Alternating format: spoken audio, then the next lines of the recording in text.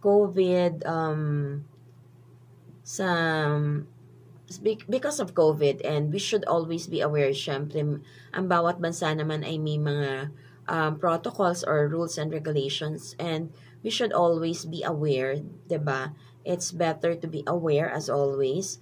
Awareness is very important, and I just would like to share na sa mga nagnanais or nagbabalak pumunta dito sa bansang Korea, of course, hindi na kinakailang magpakita pa ng negatibong resulta ng COVID test. Ayan, sa mga papasok po ng Korea, starting September 3, ayan, hindi na po kinakailangan yung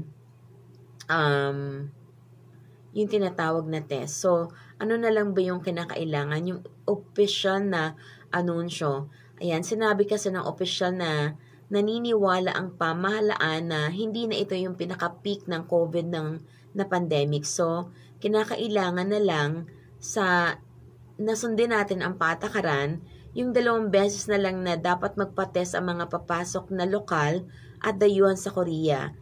Isa bago pumasok ng bansa, at ang isa naman sa loob ng 24 hours. 'Di ba, pagdating mo, upon arrival, within 24 hours dapat magkaroon ka ng pagsusuri. Ayan, masuri ka.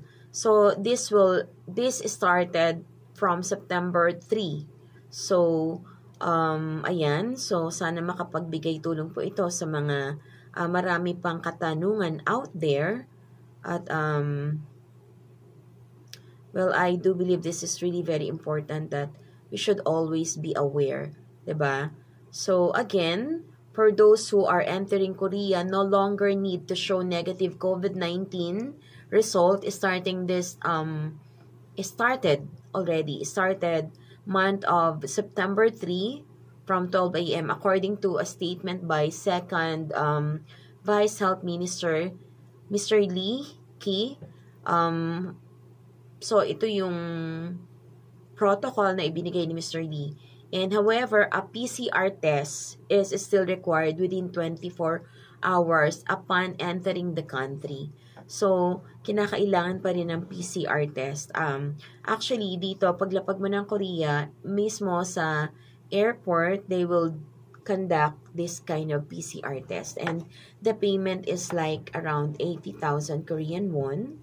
Ayan, as far as I remembered it right. So, ayan po yung ating konting balita. At gusto ko pa rin pong syempreng